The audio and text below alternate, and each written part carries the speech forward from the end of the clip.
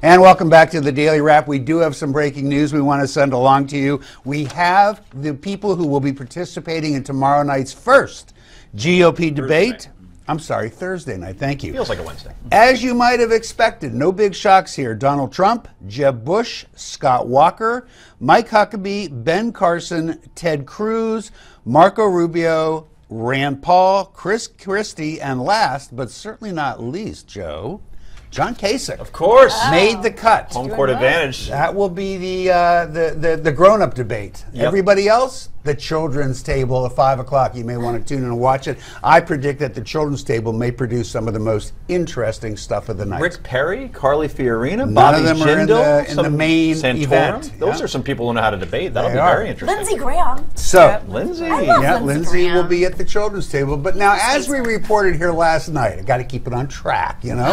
An effort to defund Planned Parenthood resulting from the video recordings calling into question the organization's abortion practices failed to make it through the United States Senate.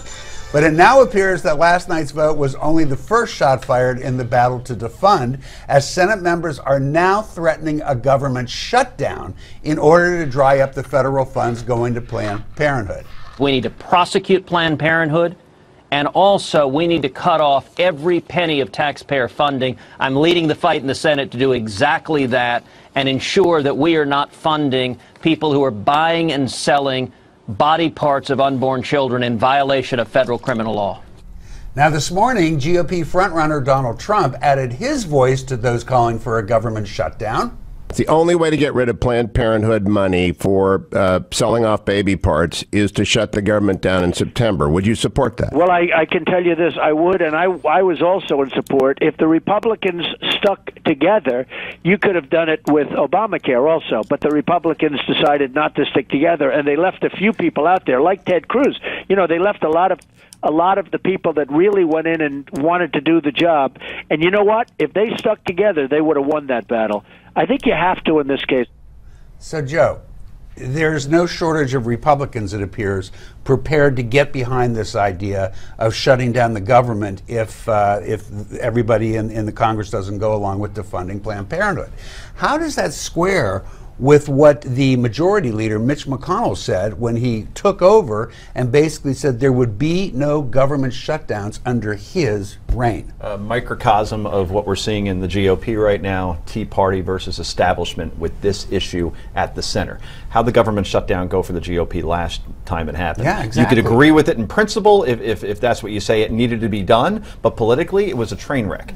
So I mean, if they want to go ahead and try to do that, fine. I would just try to get the votes and then bring it back to a vote. Heather, how does it benefit Donald Trump to take a position supporting it? Here he is out there making a pitch about being anti-politicians, and yet he's backing an extreme measure that no matter how you feel about this, why do you have to shut down the government over it? I agree with you, and I think that as a businessman, the cost of shutting down the government, I think it was $24 billion. Yes. So that is certainly not good business. However, there are a lot of people who are very upset because they feel like Republicans are always the one to back down, and that there should be a time that you stand up, and I think a lot of those people are Donald Trump fans because he does not back down. So it is consistent for him, though I don't think it's good business and I don't think it's good politics. Naomi, don't you think the reason it might appear that the Republicans are backing down is because Republicans are the ones who start these battles that can't be won? Yeah, if they're the ones who are going to say, shut down the government because we can't get our way, then yeah, they eventually have to back down. Absolutely. Well, and if you look at the poll that came out today in the Wall Street Journal poll, NBC Wall Street Journal poll that came out, guess what the issue was that was at the bottom of the list of voters' concerns in the Republican Party?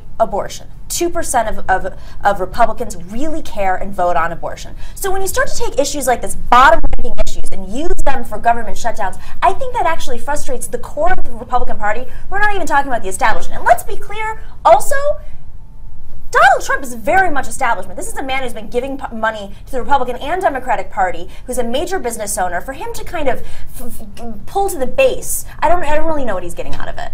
Joe?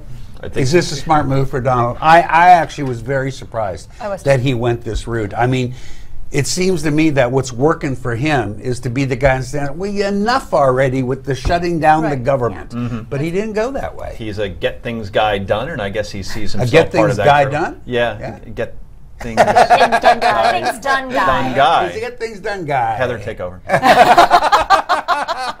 I'm just asking the question. Can you answer my friend Joe for me, Listen, please? I think he was caught unaware, and I think that he sort of backed into that answer. You talked about Obamacare. I think a lot of Republicans would have liked to have seen a stronger response. I think you are exactly right. Yeah. You just put your finger on it, didn't you know me? Yep. He was caught unaware, and his first response was to go to what he thought would instantly play to the base. Right. And it is inconsistent, in my opinion, I agree. with what he's been doing, right, Noe? And I think she's right about it. Heather, you're right about Obamacare. When you look at that same poll, it's number 4 on the list. That's right. Because for some reason, even though that it's a long lost cause for the Republican Party right now at this point, it still activates the base. They still care about Obamacare, and if you're going to take these social issues, weave it into Obamacare. Well, and it's about money, and that's why this balance here is just not there for Trump. $24 billion to shut down the government, and this is going to be investigated. And if the Justice Department does the investigation right, with more tapes coming, I think this issue Joe, do you is think going that to end the well. Trump crowd cares that it's $24 million to shut down the government for $24 a day billion? or whatever it is? No, I don't think they They care, because don't. all they'll say is that, well, the debt has gone up to $18 trillion, so what's another $24 billion to make a good point? Right. So the money gets lost in the conversation. Again, I'm surprised, but when we're talking about guys who get things done, Joe,